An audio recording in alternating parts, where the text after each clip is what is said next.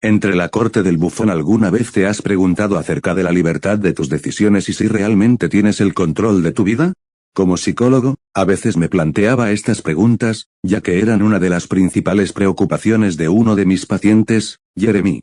Era un hombre de voz suave, nunca perdía los estribos y siempre se disculpaba si faltaba a una reunión.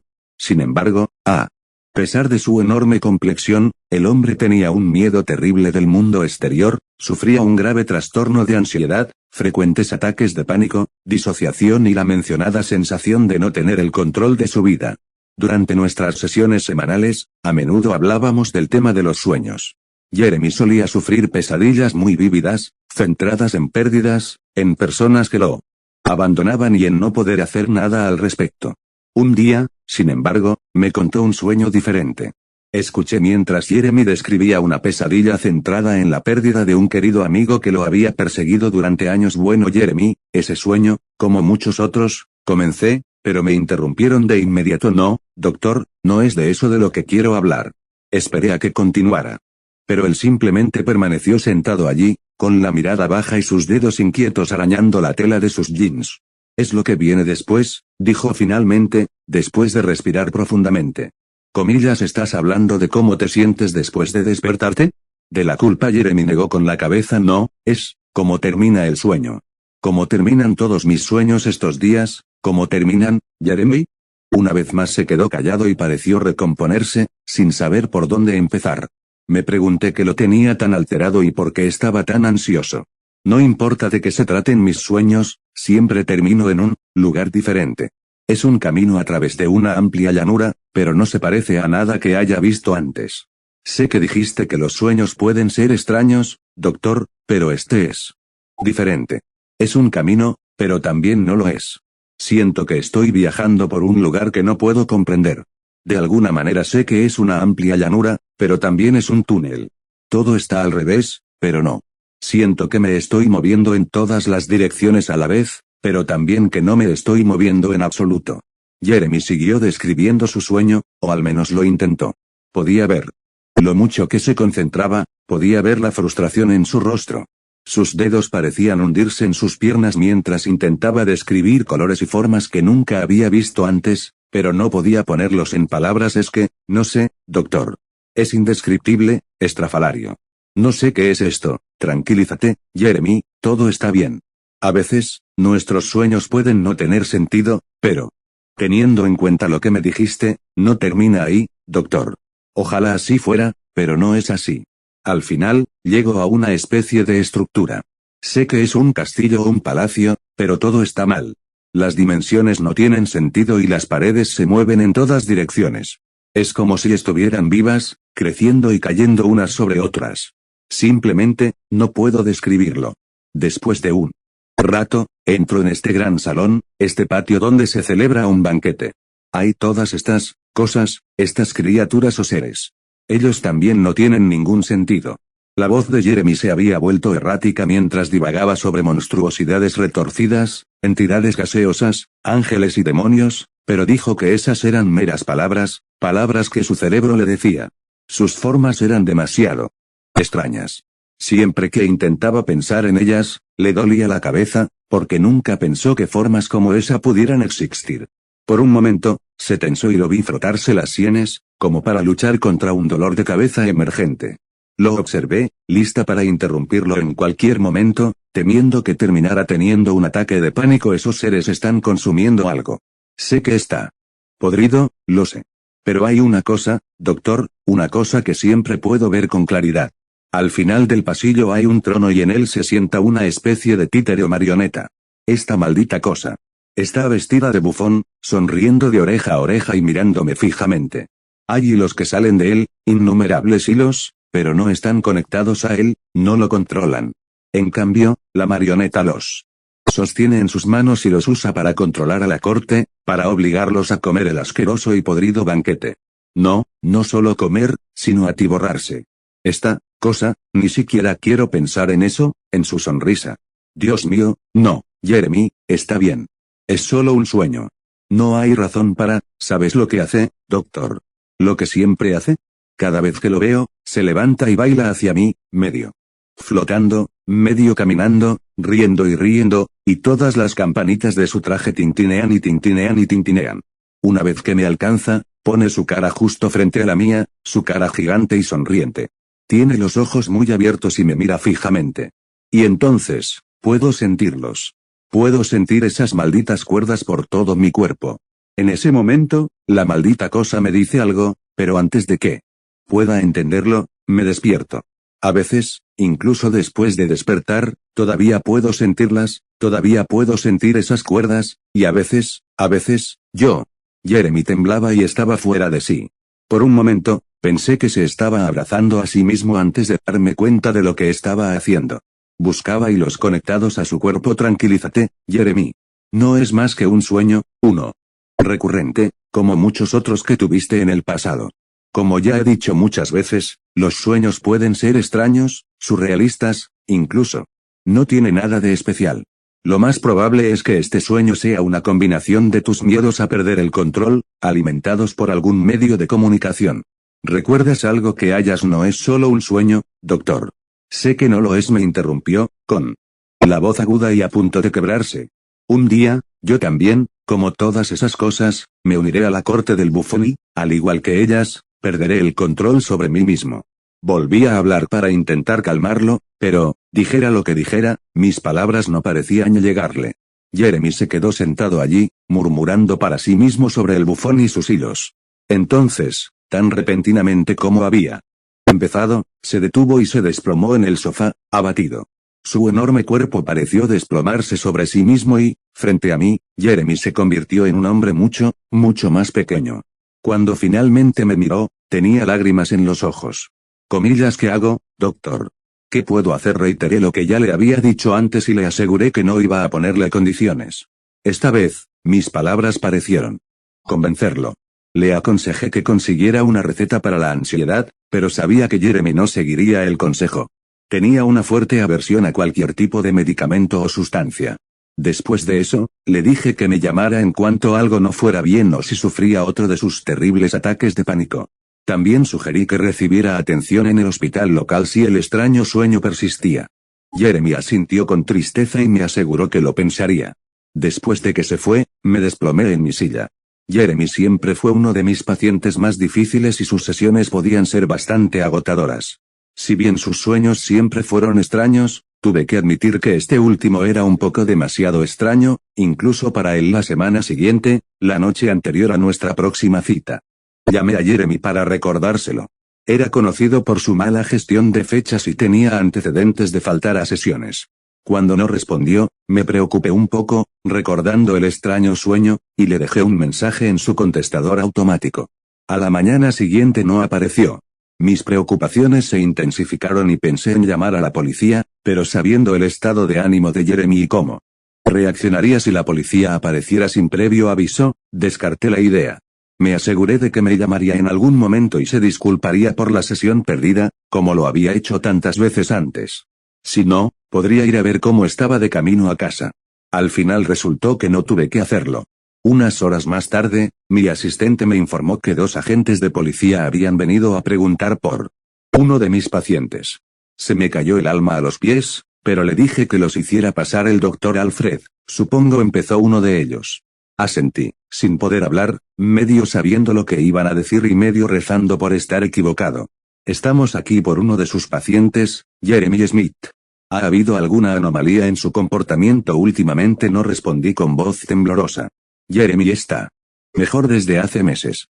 Me dejé caer en la silla, aplastada, con la mente acelerada. Debería haber sabido que algo sucedería. Sin embargo, cuando los oficiales me dijeron lo que Jeremy había hecho, no pude evitar mirarlos con absoluta confusión. Anoche, Jeremy Smith fue a una gasolinera cercana a su casa, probablemente con la intención de robar. Después de matar al empleado que estaba allí, la policía le disparó a él mismo. ¿Qué? ¿Jeremy mató a alguien? Eso no tiene sentido. Jeremy no era peligroso. De hecho, nunca había hecho daño a nadie en toda su vida. Diablos, si algo tenía era miedo de que otras personas le hicieran daño. Sin embargo, no pude evitar preguntarme si me había perdido algo. ¿Había alguna señal? El sueño, pensé. Ese extraño sueño sobre una marioneta, o como él lo Había llamado, el bufón. ¿Podría haberlo llevado a hacer algo así? Los policías continuaron sin inmutarse. Estaba muy intoxicado durante el acto y probablemente había consumido múltiples estimulantes. Espera, eso no puede ser. Debes haberte equivocado de persona. Jeremy nunca tomaría drogas ni... Me interrumpieron cuando un oficial levantó una foto en la que se veía claramente a Jeremy, el mismo hombre que había estado allí hacía apenas una semana. ¿Qué demonios le había pasado en el transcurso de una sola semana? Sabía que Jeremy no bebía y que nunca había consumido drogas. Tenía miedo de perder el control y de lo que las sustancias le pudieran hacer. El alcohol, las drogas e incluso los medicamentos eran un rotundo no para él. Entonces volví a pensar en el sueño. ¿Y si había tomado todas esas sustancias para evadirse, para no dormir, y lo habían empujado a tener una crisis nerviosa? Comillas, ¿cómo actuó? Pregunté. Comillas, estaba asustado o tenía miedo, estaba mareado de emoción, gritaba y hablaba sin parar. La mayor parte de lo que decía eran tonterías, solo palabras y sonidos al azar, pero un testigo comentó al oírlo hablar sobre el control. Cuando escuché esto, finalmente les conté los detalles de nuestra última sesión y les conté sobre el extraño sueño. Bueno, a mí me parece que está completamente loco, dijo finalmente uno de ellos. Tuve que morderme la lengua para no arremeter contra él. Parece que nuestro hombre se metió demasiado en problemas. Tal vez pensó que esa marioneta o lo que sea venía a por él y se volvió loco. Todo lo que pude hacer fue asentir, pero me pregunté si realmente era tan simple. Después de que se fueron, me quedé sentado en mi oficina durante un buen rato, maldiciéndome a mí mismo. No había hecho nada y pensaba que todo esto era solo otro maldito sueño. Ahora no solo Jeremy, sino también un inocente transeúnte, estaba muerto. Todo por mi propia maldita negligencia. Fueron estos pensamientos, estas realizaciones, las que me impulsaron a aprender más sobre el sueño de Jeremy. Para mí. Sorpresa, no tardó mucho. Una vez al mes, asisto a una conferencia por Zoom con otros psicólogos. Durante nuestra siguiente reunión, compartí el sueño de Jeremy, de manera confidencial, por supuesto. Mientras lamentaba el dolor de cabeza que me estaba dando, un participante tomó la palabra. No pudo darme ninguna información sobre el sueño en sí, pero mencionó que había leído algo similar en una transcripción médica. Lo que acababa de describir sonaba exactamente como lo que él había leído, un sueño compuesto por imágenes inexplicables, una corte, un banquete, una marioneta y cuerdas que intentaban controlar a alguien. Unos días después, me puse en contacto con el autor de la transcripción. El Dr. Mayer era un hombre mayor que yo y que había trabajado en ese campo durante mucho más tiempo. Decidimos encontrarnos en un pequeño café de su ciudad natal. Se disculpó por la molestia de hacerme ir hasta allí, pero no estaba muy familiarizado con Internet y, a su edad, ya no soportaba los viajes largos. Le dije que estaba bien y, después de intercambiar algunas palabras amables, pasamos directamente al tema, el sueño del bufón. Le conté mi sesión con Jeremy, el sueño, su comportamiento, sus miedos y preocupaciones y, después de una breve pausa para recomponerme, lo que había sucedido una semana después. El anciano estaba visiblemente perturbado, pero me aseguró que ese tipo de cambio de comportamiento no era algo que se pudiera haber previsto. El Dr. Zimmerman mencionó que uno de sus pacientes tuvo un sueño similar. No solo es similar, Dr. Alfred, comenzó el hombre mirándome fijamente. Era lo mismo. Clara es una de nuestras pacientes internadas en el hospital psiquiátrico cercano. Su historial médico es complejo, pero está dominado por su trastorno de estrés postraumático. Es una historia terrible. Una mujer joven confinada en su propia casa durante meses. Incluso ahora, sufre de disociación, tiene miedo de no tener el control y de que todas sus decisiones sean forzadas. Eso es típico de Jeremy, interrumpí. Después de eso, le conté al Dr. Mayer más sobre la condición de Jeremy y que él sufría los mismos temores. Escuchó atentamente y finalmente asintió.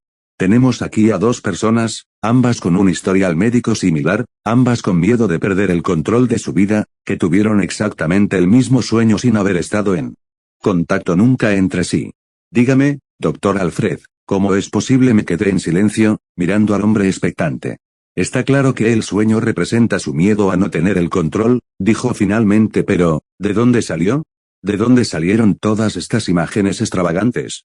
Quiero decir, los sueños sobre perder el control generalmente se refieren a no poder moverse, estar constreñido o atado, o tener que observar impotente cómo se desarrollan las cosas a tu alrededor. Porque este es muy surrealista. Exactamente, Dr. Alfred. Eso es lo que yo también me he estado preguntando. Bueno, tiene que haber alguna explicación. Tal vez sea de un libro, o de una historia, o tal vez de una película. Dios sabe que hay muchos medios de comunicación extraños por ahí. Quizás algo resonó con su historial médico específico, ojalá fuera así de fácil, pero verás, eso podría ser cierto en el caso de tu paciente, Jeremy, no. Pero Clara está bajo estricta vigilancia, y lo ha estado durante años, al igual que su acceso a los medios de comunicación. No hay posibilidad de que haya podido conseguir historias surrealistas sobre pérdida de control y monstruos marionetas. Comillas, ¿y qué pasa con los demás pacientes? Y si alguno de ellos lo oyó y se lo contó a ella, existe una posibilidad, pero lo dudo mucho. Tampoco explica los otros elementos del sueño, ni que sean lo mismo. Incluso si ambos hubieran oído una historia sobre un monstruo o marioneta, sus versiones diferirían enormemente. Suspiré. El anciano tenía razón. Al final abrí la boca, pero me llevó unos minutos encontrar la voz. Comillas, ¿y si aquí está pasando algo más? Comillas, ¿y qué podría ser eso?, preguntó el doctor Mayer. Supongo que eso es lo que tenemos que averiguar. El anciano soltó una carcajada. Nunca en todos mis años me he topado con algo tan loco como esto, dijo finalmente, sacudiendo la cabeza. Bueno, entonces deberíamos estar mejor equipados para manejarlo, ¿no? Nos sentamos juntos en ese pequeño café durante horas, discutiendo, lanzando ideas e inventando escenarios y teorías. Sin embargo, ninguna de ellas parecía correcta. No, todas eran solo intentos de convencernos de algo. Exploramos ideas sobre una especie de histeria colectiva que solo se había manifestado en dos personas, una reacción a un fenómeno auditivo como el zumbido, e incluso nos aventuramos en la teoría de Jung sobre el inconsciente colectivo. Finalmente emprendí el largo viaje de regreso a casa, pero le aseguré al Dr. Mayer que me mantendría en contacto y continuaría con mi investigación. El anciano dijo que haría lo mismo.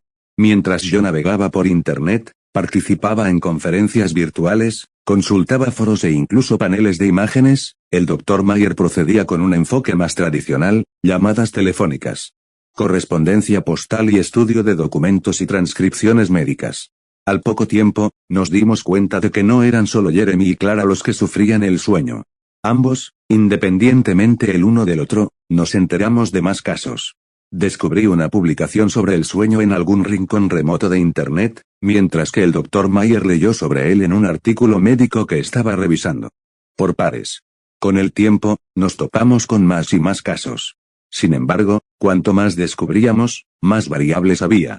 Si bien algunas personas eran pacientes, como Jeremy y Clara, otras parecían ser usuarios normales de Internet. Era nada menos que desconcertante. Finalmente, me decidí por un enfoque diferente, que mis colegas podrían haber calificado de poco científico, incluso ridículo. Dado que el sueño se centra en una marioneta, o títere, investigué el significado de las marionetas y su mención en la cultura común, el folclore y la literatura. Aprendí que el títere existía en casi todas las culturas y que siempre se usaba para proyectar sobre él la imagen de la humanidad. Era más que un simple objeto y se usaba para ilustrar conceptos filosóficos, pero también para explorar la frontera entre lo vivo y lo no vivo. En este sentido, el títere siempre representa algo que existe en la realidad, ya sea en el nivel concreto o abstracto, con lo que los humanos pueden identificarse emocionalmente. Sin embargo, aunque el títere es menos concreto y menos identificable, las personas pueden encontrar una conexión más profunda e íntima con él. No está moldeado a partir de una persona específica y no está limitado por ninguna norma, ideología o dinámica. Cualquiera puede identificarse con él de una manera u otra. El más interesante de todos los títeres, según descubrí, era la marioneta. Es un títere de hilos, con un cuerpo ligero y etéreo. Su libertad de movimiento muestra el sueño de la humanidad de volar, de liberarse de las leyes de la física. En ese momento, pensé en el control. La marioneta no estaba limitada por las leyes de la física, ni tampoco controlada por ellas. En cambio, parecía ser ella quien ejercía su poder sobre ellas, tal como el bufón ejercía su poder sobre la corte del sueño. Después de este enfoque más general, estudié mitos y obras literarias que utilizaban específicamente marionetas como motivos y personajes. Leí el mito de Pigmalión, cuya estatua Galatea cobró vida, el de la caverna de Platón, en la que el mundo en sí no es más que un teatro de sombras proyectado por marionetas, el de Pinocho de Carlo Collodi y el del Golem de Gustave Meyrink. Sin embargo, fue la literatura germánica la que primero convirtió al títere en una metáfora de lo siniestro. Aquí se lo asociaba con el doble o la máscara y se convertía en una representación de lo extraño y lo raro. No pude evitar asentir para mis adentros cuando leí esto. Muchos de mis pacientes tenían miedo a los títeres y, debo admitirlo, incluso yo los encontraba un poco inquietantes. Me encontré con una mina de oro cuando leía a los expresionistas alemanes. Sus obras contenían la metáfora más prometedora para la marioneta hasta el momento, la de utilizarla para describir la condición humana. En este caso, se la utilizaba como representación de un ser humano al que una sociedad indómita e indiferente le negaba su libertad. Pensando en mi profesión, podía encontrar fácilmente paralelismos con esta idea. Como seres humanos, todos estamos gobernados por impulsos, deseos y miedos que rara vez podemos controlar. A veces, pensé, temblando, todos actuamos como marionetas, controladas por una fuerza invisible. Entonces comencé a reírme, sacudiendo la cabeza. ¿Qué demonios estaba haciendo? Al final, abandoné este nuevo enfoque. Tenía que hacerlo, porque por mucho que me adentrara en esa madriguera particular, por muchos libros, mitos e interpretaciones de marionetas que leyera, no encontraba nada que encajara con el resto del sueño de Jeremy. Era demasiado extraño. Demasiado surrealista y diferente. ¿Cómo podían las historias de marionetas evocar llanuras extrañas, castillos en ruinas y gobernantes usurpados? No, tenía que admitirlo, me estaba alejando cada vez más de eso. En mi siguiente llamada con el Dr. Mayer, finalmente le conté sobre mi investigación, lamentando la inutilidad de mi enfoque y el tiempo que había desperdiciado. No es científico, dije. Mirar libros y viejos mitos. ¿En qué estaba pensando? Cuando dije esto, el anciano se burló. No hay enfoques ni preguntas equivocadas, Dr. Alfred. Pensó de manera innovadora y probó un enfoque que yo ni siquiera había considerado.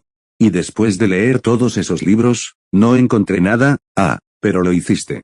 Si bien el sueño es único y no está relacionado con ninguna de las representaciones comunes de títeres o marionetas, no se puede negar que el final del sueño está claramente relacionado con el mito del títere y es una representación de un ser humano al que se le niega su libertad, como tú lo expresas. Bueno, pero ya hemos hablado de la relación del sueño con el miedo de Jeremy y Clara a perder el control, a ser, por así decirlo, marionetas. Aparte de eso, no tenemos nada. ¿Estamos de nuevo en el punto de partida, o todavía estamos en el mismo punto? El anciano no pudo evitar estar de acuerdo. Aunque no habíamos avanzado nada, el sueño del bufón seguía extendiéndose. Más de una vez, colegas o conocidos del campo se pusieron en contacto conmigo para preguntarme sobre el extraño sueño de la marioneta, ya que parecía haberse convertido en un tema de curiosa discusión en ciertos círculos. Durante semanas, me puse en contacto con todos los que pude y les expliqué el sueño de Jeremy y lo que le había sucedido. Les advertí que vigilaran de cerca a sus pacientes o, mejor aún, que los internaran en un centro de cuidados intensivos. Mientras unos pocos me escuchaban atentamente durante estas largas recitaciones y parecían tomarse en serio mis consejos, la mayoría se reía de ellos e incluso me ridiculizaba. En esos momentos, me enojaba, les enviaba el informe policial sobre lo que había hecho Jeremy y su información médica, solo para que me llovieran más burlas aún por haber sobreinterpretado las acciones de un paciente inestable. Un día, el Dr. Mayer volvió a ponerse en contacto conmigo. Su voz habitual, profunda y mesurada, era tranquila, baja, apenas un susurro, pero había en ella cierta urgencia. Lo hicimos bien, Dr. Alfred, lo hicimos bien la primera vez. Todo es cuestión de control. Comillas, ¿de qué estás hablando? Por un momento, el anciano se quedó callado. Luego empezó a murmurar para sí mismo con una voz apenas audible. Lo que entendí no fueron más que tonterías, como si simplemente estuviera uniendo palabras. Dr. Mayer. Hablé con Clara y ella, una vez más, no continuó y pareció distraerse nuevamente, incapaz de seguir el ritmo de la conversación. Dr. Mayer, ¿qué le pasa? Dijo que habló con Clara. ¿Qué le dijo? Sigue ahí. Mi voz se había vuelto errática y pareció sacar al anciano de aquello en lo que estaba absorto. Clara, ella. No, tenemos que vernos. No es por teléfono, no puedo. Mañana, en el mismo café. Con eso. Colgó y me quedé estupefacta por lo que acababa de pasar. Mi cabeza estaba llena de pensamientos sobre lo que Clara le habría dicho para que se comportara así. Me recliné en mi silla, frotándome las sienes. Dios mío, todo esto se estaba volviendo demasiado. Solo unos minutos después, llamé a mi asistente y le informé que no podría asistir a la clínica mañana, porque tenía asuntos urgentes por delante. Cuando entré en el pequeño café, ya podía ver al Dr. Mayer, una figura solitaria sentada en el fondo. Su cuerpo parecía tenso y sus manos trabajaban febrilmente en algo.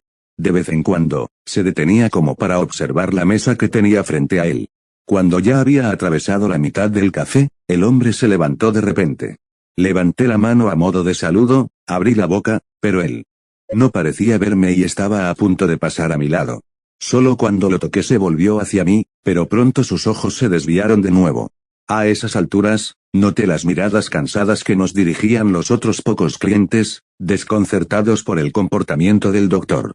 Dr. Mayer, ¿está todo bien? Por unos momentos más, se quedó mirándome antes de que el reconocimiento apareciera en su rostro. Ah, Dr. Alfred, me alegro de verlo, me saludó. Su voz sonaba eufórica, a punto de quebrarse, y casi se le trababan las palabras al formar esa única frase corta. Ahora que me centraba en él, vi lo diferente que parecía.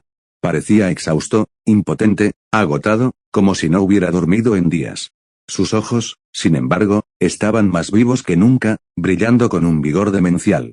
Cuando llegamos a la mesa y nos sentamos, finalmente vi en qué debía haber estado tan ocupado. Frente a él había más de una docena de hojas de papel, todas cubiertas de notas. Esas notas no eran normales. Parecía como si todas estuvieran cubiertas de garabatos, símbolos y dibujos disparatados. Cuanto más me concentraba en ellas, más me dolía la cabeza. Había tanto que asimilar, tanto que encontrar. Palabras, letras, números y símbolos, pero también jeroglíficos, rostros y animales, criaturas retorcidas y monigotes, todo reunido en una exhibición de absoluta locura. Delante del doctor había un puñado de bolígrafos y, en cuanto se sentó, ya estaba ocupado de nuevo rellenando un espacio vacío con una ecuación que combinaba números, letras y garabatos sin sentido. Me quedé mirándolo y observé el espectáculo que tenía delante en un silencio estupefacto. ¿Qué le había pasado a ese hombre? Comillas, dijiste que hablaste con Clara una vez más. Se quedó mirándome fijamente antes de darse cuenta de que seguíamos hablando. Sus ojos se abrieron de par en par y, frenéticamente, examinó los papeles que tenía delante. Luego encontró los que había estado buscando y los empujó en mi dirección. La transcripción de mi última sesión con ella, continuó. Miré las páginas que tenía delante. Eran hojas impresas, pero todos los espacios vacíos estaban cubiertos por las mismas notas disparatadas y sin sentido.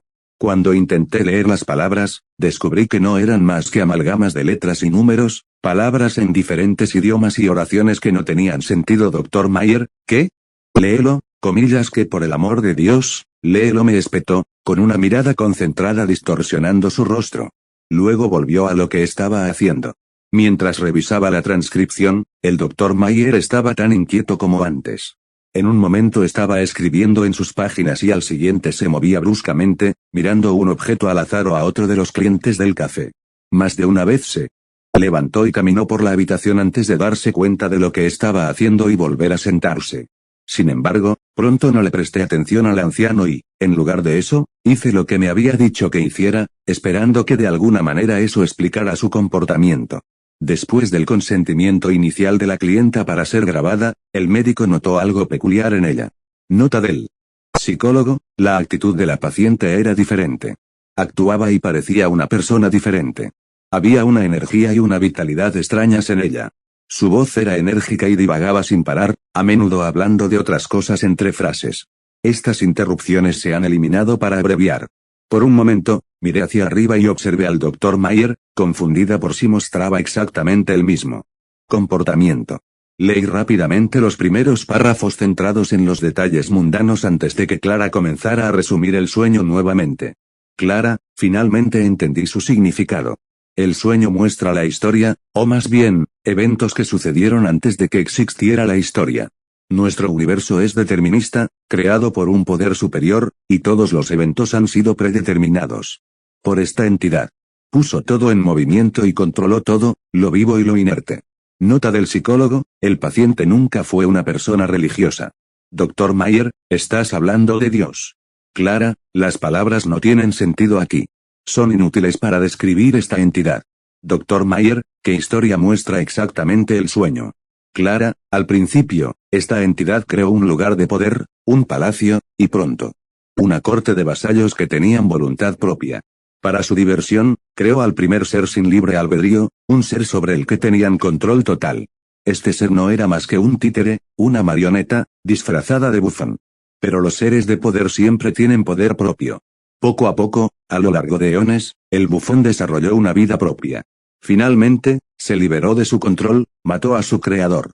Usurpó el trono y esclavizó al resto de la corte, atando a los mismos hilos que una vez lo ataron a él. Nota del psicólogo, el paciente se puso eufórico. Clara, me equivoqué. Todos los que han estado antes que el bufón se equivocaron. Pensé que estaba tratando de controlarme con sus hilos, de esclavizarme también. En cambio, reveló la existencia de mis propios hilos, el control bajo el que estaba, las fuerzas deterministas del universo. En ese momento, finalmente comprendí lo que me susurró. Me preguntó si quería ser libre, si quería tener un verdadero control sobre mí misma y mi vida, y si quería saber el significado de la verdadera decisión, de la verdadera libertad. Acepté al instante. Todo lo que siempre quise fue ser la que tuviera el control, ser libre. Nota del psicólogo, el rostro de la paciente se distorsionó en una expresión de terror y las lágrimas comenzaron a correr por su rostro. Clara, no debía hacerlo. No debía hacerlo. Dr. Mayer, ¿por qué? Clara, no lo entenderías, doctor. Es imposible que alguien que todavía esté atado lo entienda. Nota del psicólogo, en este punto, el paciente comenzó a llorar, lo que pronto se convirtió en gritos, requiriendo sedación. Al terminar, levanté la vista y dejé las páginas, confundida, mirando al Dr. Mayer. ¿Era esa la razón por la que se había vuelto loco? ¿Por las divagaciones de Clara? El doctor todavía estaba absorto en sus notas, pero cuando me aclaré la garganta, levantó la mirada y me miró expectante. Lo leí, pero después de que terminó la sesión, lo descarté como una tontería, pero luego vamos, Dr. Mayer, usted es un hombre de ciencia. Le espeté, entre enfado y burla. No puede decirme que confía en esa extraña historia de que Dios creó un universo determinista y una marioneta enloquecida, no sé, que tomó el control. El Dr. Mayer me miró fijamente. Por un momento abrió la boca y de ella se escapó un sonido extraño antes de volver a cerrarla. Su rostro se deformó en un esfuerzo por encontrar las palabras, por hablar. Entonces, el resto de los clientes me miraban fijamente, murmurando entre ellos, sorprendidos por mi indignación. Incluso el dueño nos dirigió otra mirada de enfado. Me levanté rápidamente y le pedí disculpas al hombre, asegurándole que todo estaba bien. En el camino de regreso, vi que el médico le había introducido una jeringa en el brazo y, antes de que pudiera decir nada, se inyectó lo que había dentro. Medicación, me dije, tenía que ser alguna medicación lo que necesitaba. Sin embargo, después de un minuto, se puso tenso, estaba cubierto de sudor y su rostro estaba distorsionado por lo que solo pude suponer que era dolor. Dr. Mayer, ¿qué demonios acaba de?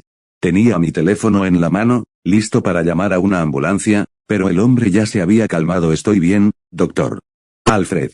Pero, necesito poder hablar, explicarme adecuadamente, aunque sea por un momento. Incluso si me dices que estás bien, no hay manera, déjeme hablar, doctor Alfred me interrumpió. Abrí la boca, pero la volví a cerrar cuando noté que el brillo loco en sus ojos había desaparecido y, por primera vez, su rostro parecía claro. No lo creí. Por supuesto que no. Son tonterías, nada más. La interpretación que Clara hizo del sueño, eso es todo. Pero yo me preguntaba sobre otra cosa, sobre el control, sobre las decisiones y la libertad. Usted conoce el significado del determinismo, ¿no es así, doctor Alfred? Miré hacia arriba y asentí. ¿Significa que el libre albedrío no existe y que el mundo y todas nuestras interacciones están predeterminadas? No. Tal como dijo Clara. Comillas y. ¿Qué pasaría si te dijera que nuestro mundo es de hecho determinista, pero esa teoría ha sido refutada innumerables veces? No puedes sugerir seriamente que por algún extraño sueño. El hombre levantó la mano para impedirme seguir adelante. Durante días estuve obsesionada con eso. No solo con el control, las decisiones y la libertad, sino con el sueño en sí. La marioneta, el bufón, la corte fantasmal y cómo Clara lo describió, y luego, ¿y entonces qué, doctor Mayer? Yo estaba allí. Una noche, me encontré entre la corte del bufón, pero tú misma lo dijiste. Después de tu sesión con Clara, reflexionaste sobre ello durante días. Diablos, los dos nos molestamos en pensarlo durante semanas, incluso meses. Lo has escuchado tantas veces, has pensado en sus detalles y, finalmente, tu mente ha creado su propia versión. No lo entenderías, no podrías. Yo las sentía, esas cuerdas, mis propias cuerdas, o más bien, sentía su ausencia, la ausencia del control que ejercían sobre mí, comillas que al igual que Clara, escuché las palabras del bufón y respondí que quería ser libre. ¿Quién no lo haría? ¿Quién no diría que sí? Al despertar, me sentí diferente y, por primera vez, Dr. Alfred, entendí lo que significaba ser verdaderamente libre, poder tomar mis propias decisiones. Lo miré fijamente y esperé a que revelara que estaba bromeando, pero su rostro no mostraba el más mínimo atisbo de humor. Todo esto había sido demasiado para él. Había perdido la cabeza. Esto no tiene sentido, Dr. Mayer. Contrólese. De lo único que estamos hablando es de un sueño tonto, como dije. No puede comprender, Dr. Alfred repitió. No depende de usted. No es su decisión siquiera intentar comprender. ¿Cómo pudo hacer algo que es imposible y que no forma parte de su camino predeterminado? Oh, por el amor de Dios, si todas tus acciones, todas tus decisiones, están predeterminadas, ¿cómo podrías pensar por ti mismo? ¿Cómo podrías desviarte de eso?